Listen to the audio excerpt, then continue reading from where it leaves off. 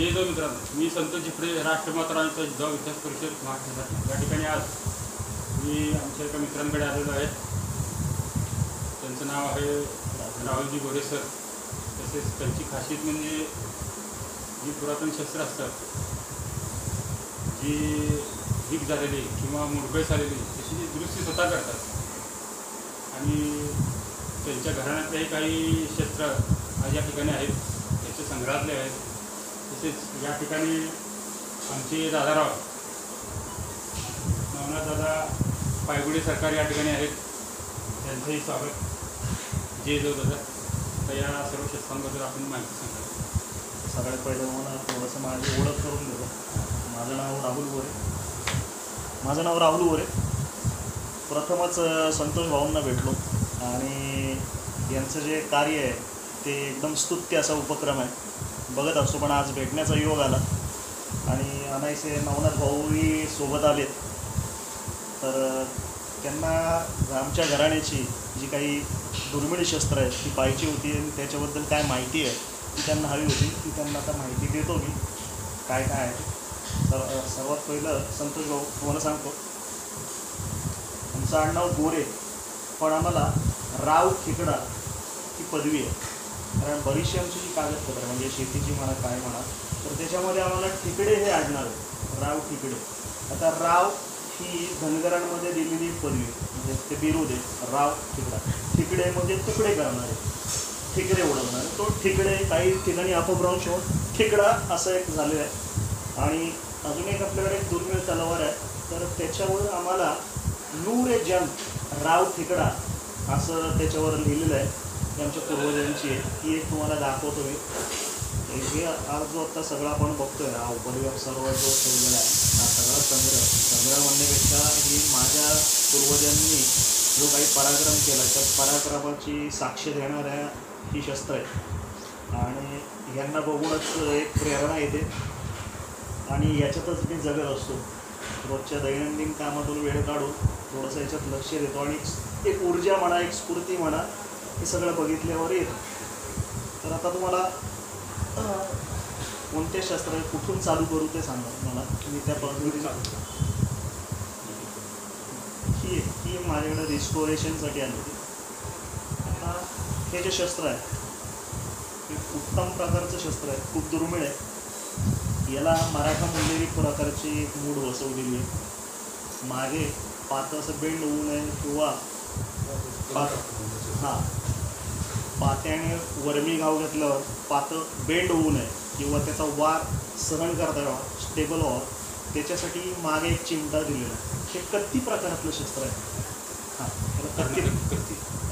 कत्ती म्हणजे कत्तल करण्यासाठी कत्ती प्रकारातलं हे शस्त्र आहे. आता हे जे शस्त्र आहे हे खोपडे घराण्यातलं आहे.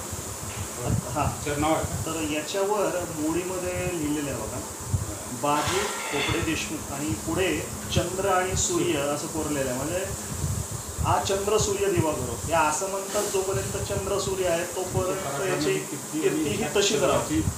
एकदम असं उत्तम प्रकारचं शस्त्र आहे. आणि आलं तेव्हा एकदम गंजलेलं वगैरे होतं, जरा क्लीन वगैरे करून आता एकदम मस्त झालं. आता घेऊन बघू शकता तुम्ही.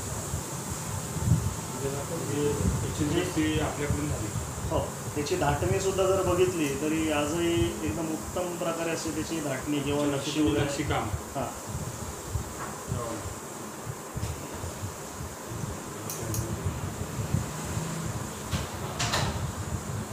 याच्यावर नाव लिहिलेलं आहे. खोपडे देशमुखांचं नाव आहे त्याच्यावर. उत्तम असं प्रकारचं शस्त्र आहे.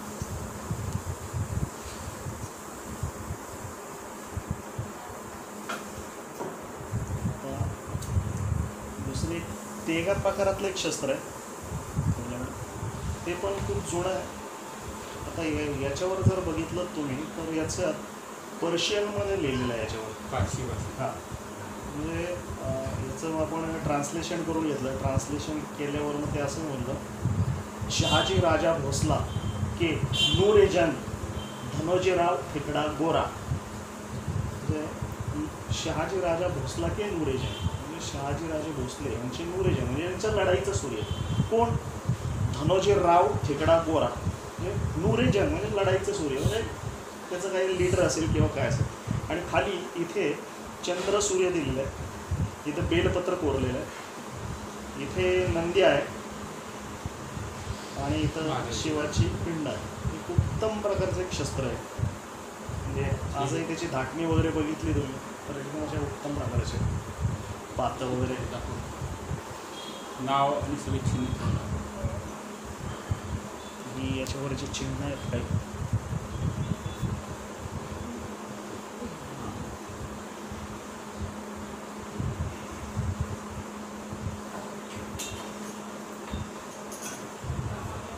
तसंच ही मराठा धोप प्रकारातली तलवार.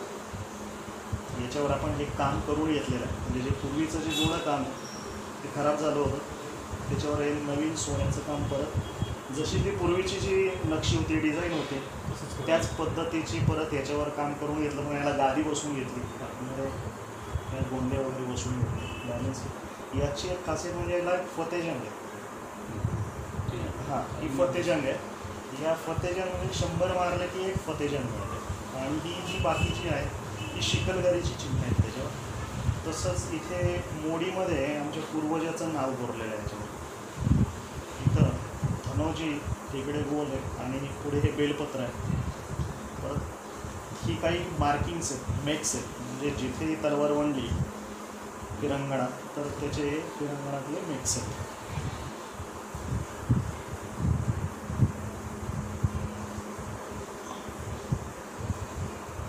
मराठा लोकं करायला सुंदर असे डोकं, अजूनही बॅलन्स आहे.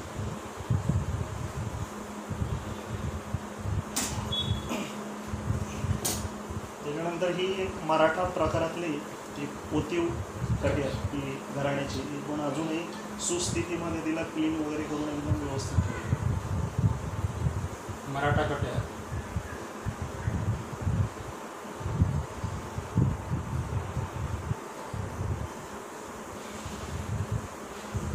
ही एक वक्रधोक आहे.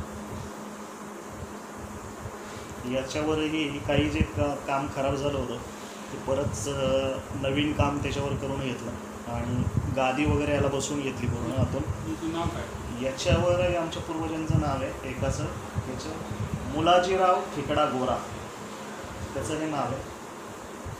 याच्यावर एक फतेजंग आहे आणि इथे इंग्लिशमध्ये असं फ्रेंच भाषेमध्ये अलायसिस असं लिहिलेलं आहे पूर्ण.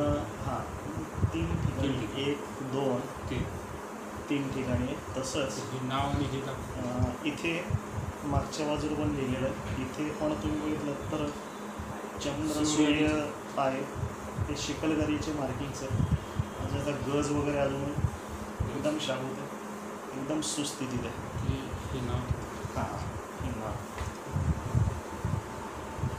याच्यावरच कदाचित दिसणार नाही. याच्यावर नाव कोरलेलं आहे इथं पूर्वजाचं आमच्या. काय लिहिलं त्याच्यावर? त्याच्यावर लिहिलं आहे मुलाजी ठिकडा गोरा आणि इथे एक फतेजंग आहे याला.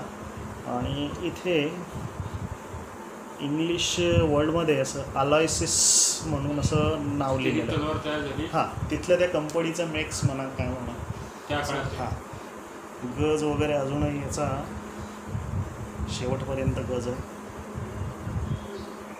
उत्तम प्रकारचे साधारणतः 4 फुटाची ही वक्रधोक आहे. एकदम सुस्थितीमध्ये दुर्मिळ असते. दुर्मिळ नाही तशा आहेत, पण लोक काय होतं ठेवत नाही व्यवस्थित किंवा त्याची निगा राखत नाही. फक्त हां, कधीतरी काढायचं, त्याला गंध लावायचा आणि ठेवायची. त्याची निगा राखली पाहिजे की ह्या तलवारीच्या बळावर जे स्वराज्यासाठी जी लोकं खर्ची पडले, ज्यांनी प्राणपणाला लावले, ह्या शस्त्रांचाही मान तेवढा आपण ठेवला पाहिजे. उगाच कधीतरी पूजेला काढायचं आणि कोणाला तरी दाखवायचं तसं न करता यांची आपण जपणूक केली पाहिजे की जेणेकरून पुढच्या पिढीला पण याच्यातून काहीतरी प्रेरणा मिळत जाईल.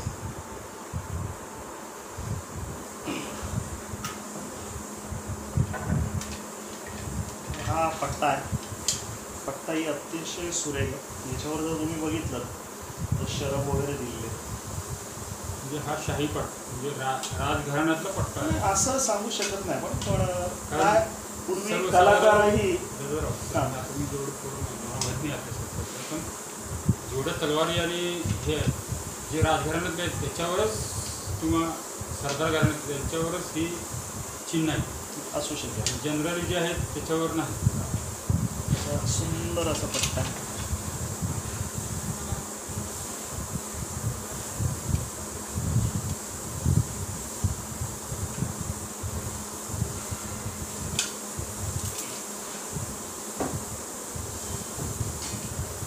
अशीच ही एक डोक आहे.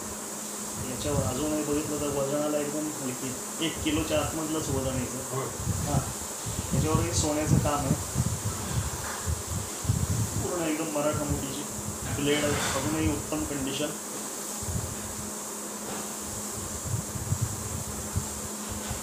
एकदम लवचिक अशी ही चालवायला हवी. किंवा कुठलं धातू वापरलं जायचं? याच्या काय सर्वच तलवार तुम्ही जर हे केलं तर प्रत्येक तलवारी हलकेच आहे. मग उंची सगळ्यात हलकं धातू कुठलं? नाही, धातू हलका असं म्हणता येणार नाही. वजनासाठी वजनासाठी दमास्कस वापरायचे, सॉलेमन वापरायचे, बरेचसे धातू आता आहेत. ते पोलादाचे 12-13 प्रकार आहेत आता त्याच्यामध्ये. ती माहितीच का?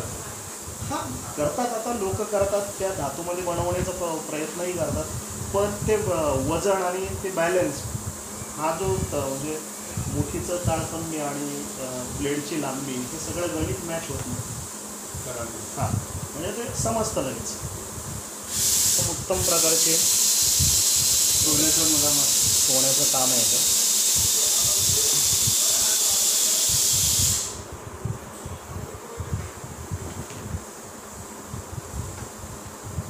त्याच्यानंतर हा खांडा आहे. एकदम असा मुल्लेरी मुठीचा खांडा आहे. आणि याचं ब्लेड याच्यामध्ये बसवलेलं आहे, या चिमट्याच्या वगैरे बघितलं. हां, ते दिसते की चिमटा दिसतं. हां, चिमटा. हां, आणि याच्या आतमध्ये ते बसवलेलं आहे.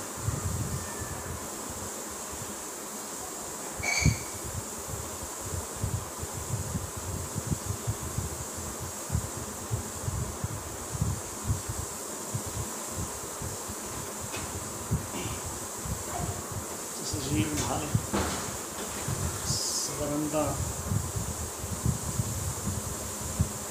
ढालीचं वैशिष्ट्य काय आहे? 2 बाय 2 फुटाची ही या ढाली अशा प्रकारच्या ह्या ज्या मोठ्या ढाली आहेत त्या शक्यतो करोलबंदी ढाली म्हणतात त्याला.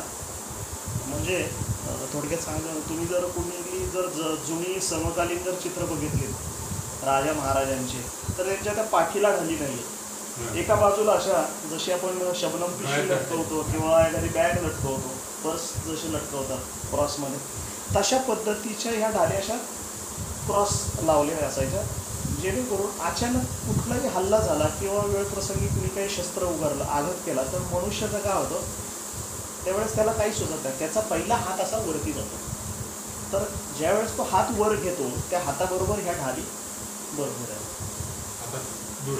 हां, म्हणजे हाताच्या बाहेरच्या बाजूला म्हणजे पट्टा जो असतो आणि त्याच्या हाताच्या वरतून त्या ढाली असतात. म्हणजे जसं हात वर करेल तशा या ढाली संरक्षणासाठी येतात. आणि जे बॉडीगार्ड असतात म्हणजे जे बाउन्सर म्हणतो आपण आजच्या तारखेला, तर त्या लोकांकडे ह्या अशा प्रकारच्या ढाली तुम्हाला बघायला मिळतात. हा असा आपला हा सगळ्यात पूर्वजांचा ऐतिहासिक ठेवा आहे. समोर आपले चिलकत वगैरे आहे. हो आपण सगळे जाऊ शकतो. हो, दाखवतो ना बघा. या दादा.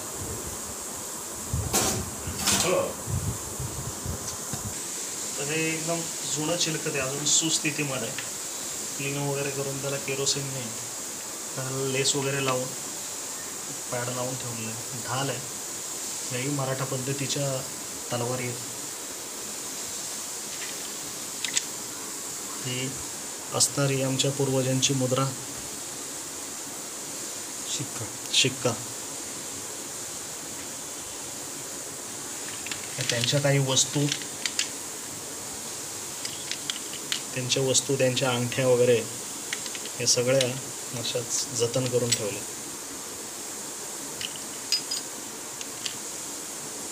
शिक्काच आहे, शिक्काचं. ही शिवरा आहेत का खालची? हो, शिवराय. काही होळकरांची नाणी सुद्धा आहे त्याच्यामध्ये, चांदीची नाणी सुद्धा आहे.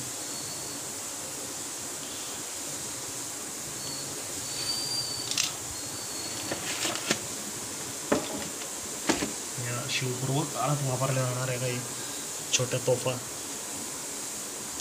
अजूनही सुस्थितीमध्ये आहेत. याचा वापर करता का तुम्ही? याचा म्हणजे पारंपरिक दिवाळीत वगैरे तेवढं वाजवायला करतो. पूर्वीच्या काळी लग्न वगैरे कार्य असेल तर त्या उडवल्या जायच्या. आता फटाके आले त्यामुळं हा जो सगळा काळ आहे हा संपला. ही तलवार कुठली? ही ढाल तुमची? ही जी आहे ही गेंड्याची ढाल आहे, गेंड्याच्या कातड्याची ढाल आहे. हे आपण याच्यावर चांदीचा वर्क वगैरे आहे मुठींवर.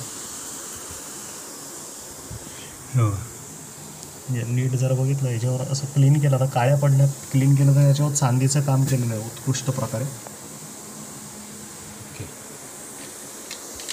असा हा सगळा ऐवज जो आहे तो जपून ठेवला आहे पूर्वजांचा. धन्यवाद दादा. जय जो जय शिवराय. जय शिवराय. नवना दादा, आपण पण भेटल्यात आज, खूप आनंद झाला. अशीच भेट परत भेटू. परत भेटूया आपण.